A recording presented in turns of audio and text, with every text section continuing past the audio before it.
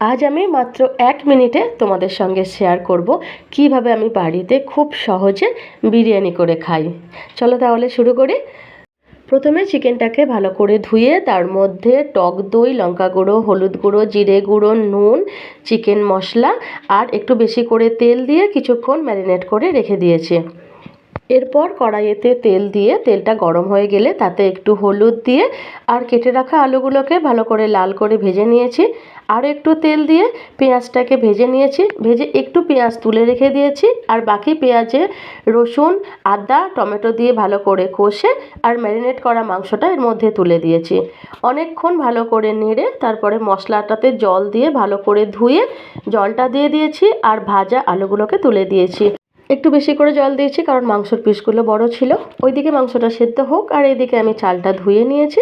ধুয়ে এতে একটু গরম মশলার মধ্যে দারুচিনি, লবঙ্গ, এলাচ আর লেবুর রস দিয়ে ভাতটা যখন একটু শক্ত শক্ত আছে তখন ভাতটাকে ছেঁকে আর মাংসর ওপরে আস্তে আস্তে ছড়িয়ে দিয়েছি। তার উপরে পেঁয়াজ ভাজাটা দিয়ে হালকা করে নেড়ে এবার আমি প্লেটে সার্ভ করছি। যেহেতু বিরিয়ানিতে দেওয়া গোলাপ জলের গন্ধটা আমার একদম পছন্দ নয়, সেহেতু আমি এভাবেই বাড়িতে বানাই। তোমাদের কেমন লাগলো জানিও।